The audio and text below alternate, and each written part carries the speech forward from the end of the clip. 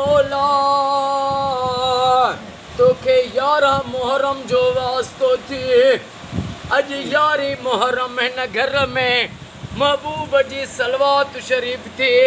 सलवात जे सदके इमाम हुसैन जे सदके अम्मा सैयदा ज़ैनब इमाम सज्जाद ज़ैनुल आबिदीन अलैहिस्सलाम जे सदके बाबा साईं मोहम्मद सजन पढ़ियो साईं जो साईं साबिर अली पढ़ियो साईं बाबा जो अॼो को कयल ख़ैर यारी ही न्याज़ पंहिंजी बारगाह में ख़ैर क़बूल व मंज़ूर फरमा।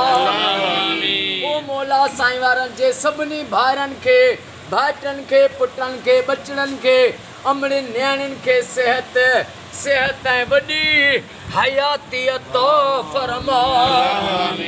ओ मौला मोहम्मद सजन साईं खे नबी साईं ऐं इमाम हुसैन जो वास्तो थी सेहत भी दे ऐं रोज़ी में ज़ाहिरी ग़ैबी गंज अता फरमा।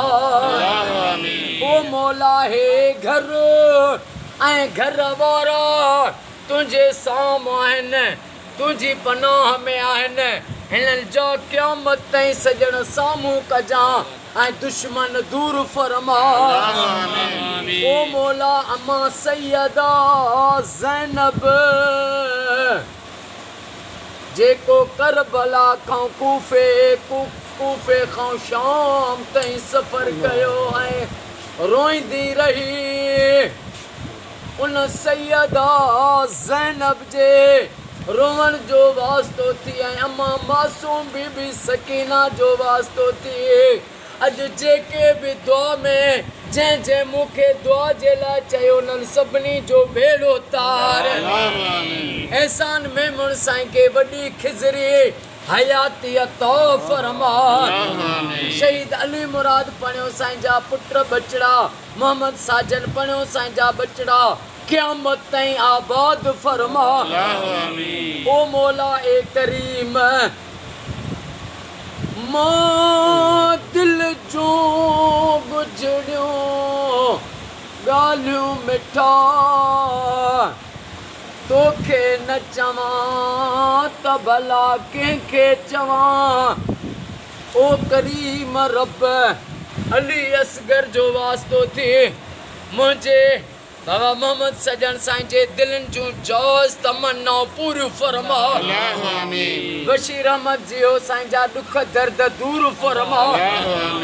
ओ मौला जेके बीमार आहिनि उन्हनि खे शफ़ा अता फरमा।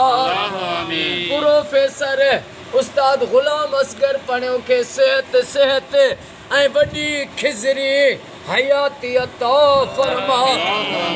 जेके बे औलादी आहिनि उन्हनि खे औलाद अता फरमा। बेरोज़गारनि खे रोज़ी अता फरमा।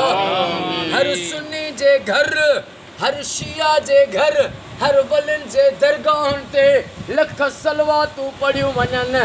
अली अकबर जी जवानी जो वास्तो थी आहे दुआ मुंहिंजी क़बूल फरमा।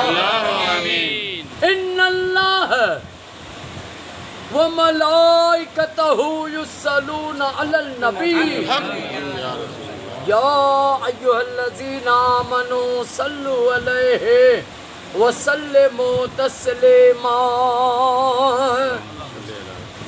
अल्लाहुम्मा सल्लि अला सय्यदना मुहम्मदिन नबिय्यिल उम्मी व अला आलिहि व सल्लिमू तस्लीमा। ला इलाहा इल्लल्लाह मुहम्मदुर रसूलुल्लाह। नारे